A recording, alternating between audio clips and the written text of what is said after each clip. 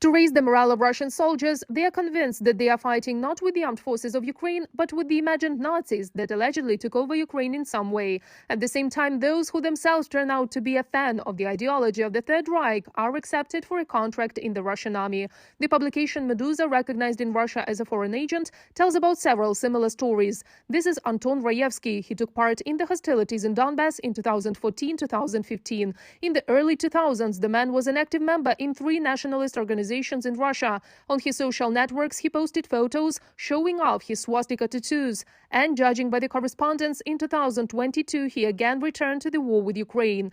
And this is Gleb Hervier, a Russian journalist who, after February 24th, became a military correspondent for the propagandist RIA Novosti.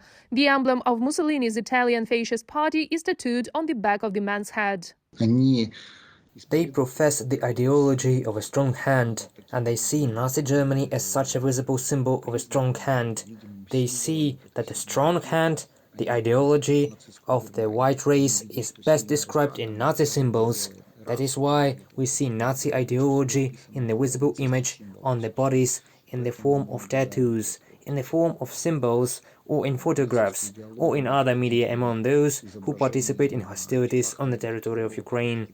Russians go to war with Ukraine not only for ideological reasons. Often they are driven by the banal possibility of looting with impunity. And here there is a gradation too. Those who come from large cities try to avoid being drafted, but villagers or prisoners continue to sign contracts, military experts report.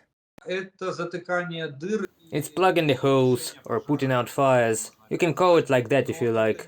But this is not the creation of a normal army. This is the creation of a forced, low-motivated army with a low morale and psychological level, because they have no other way out. According to military experts, Russia's mobilization resource on paper is about 17 million people.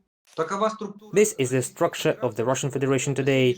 Today, Russian Federation is a dictatorship, and some political scientists are still arguing, but most agree that this is a country that built Russian fascism. And in a fascist country with the fascist system, people cannot be forced to fight otherwise. There is a group of motivated people, ideologists, who are trying to gather up, but as it turns out, there are very few of them. War of the 21st century is a new kind of warfare. Here the priority is not manpower, but modern technologies and the ability to be maneuverable.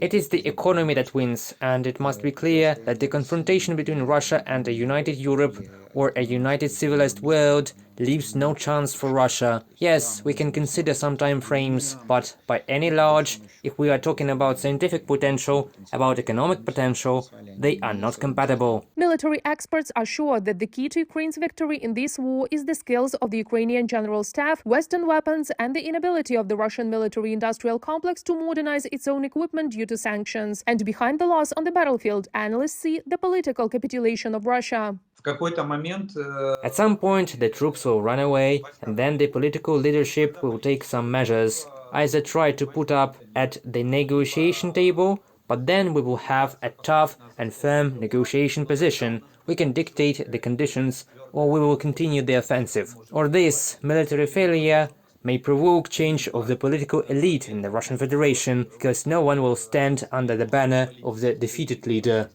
Reported by Marina Stepanenko, Larissa Zubenko, UATV News.